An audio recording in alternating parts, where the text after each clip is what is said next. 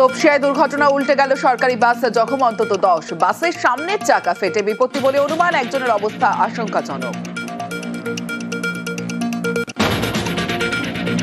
তপসিয়া দুর্ঘটনাগ্রস্ত বাসের স্বাস্থ্য নিয়ে প্রশ্ন। 2017 সালে ফেল ফিটনেস, 2024-এর পর হয়নি পলিউশন পরীক্ষাও।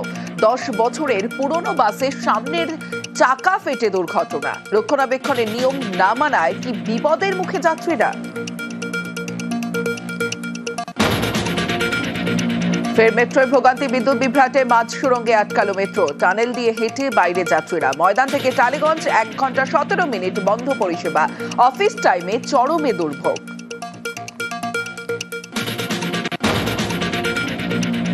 অপহরণের অভিযোগ, রক্তাক্ত আইএসএফ নেতাকে উদ্ধারে শাসনে তুলকালাম। পতাকা লাগানোকে ঘিরে গন্ডগোলের শুরু। তৃণমূল আইএসএফ এর ঝামেলায় দফায় দফায় উত্তেজনা, থানা ঘেরাও, ডেপুটেশন, রাস্তায় টায়ার জ্বালিয়ে বিক্ষোভ, অবরোধ।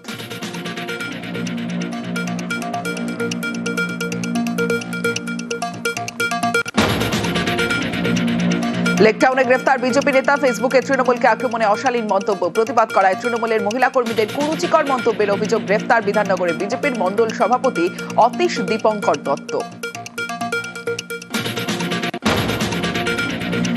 এসআইআর নিয়ে ফের মুখ্য নির্বাচন কমিশনারকে চিঠি মমতার। হিয়ারিং এ দেওয়া নথি প্রাপ্তি স্বীকার নয়। তো তৃণমূল নেত্রীর ভেরিফিকেশনের সময় নথি না মেলায় নাম বাদের অভিযোগ। সামান্য ত্রুটিতেই হিয়ারিং এর নোটিশের প্রতিবাদ চিঠিতে। সুপ্রিম কোর্টে এসআইআর চ্যালেঞ্জ করে তৃণমূলের মামলা। তথ্যে গরমিলের নামে 1,30,00,000 নামবাদের অভিযোগ। কমিশন সহ সব পক্ষকে 1 সপ্তাহের মধ্যে নোটিশের জবাব দিতে নির্দেশ প্রধান বিচারপতি সূর্যকান্তের বেঞ্চের। আগামী সোমবার ফের মামলার শুনানি। শিক্ষক নিয়োগে আরো এক ধাপ। এসএসসির 21 জানুয়ারির মধ্যে একাদশ দ্বাদশে নিয়োগের জোর। 12,514 পদের জন্য প্যানেল তৈরি। চূড়ান্ত মেধা তালিকা 7 দিনের মধ্যে চাকরি। নেশার ঘরে নরম মাংস খাওয়ার শখ। কোচবিহারের দিনহাটায় অপরাধের বিরল নজির।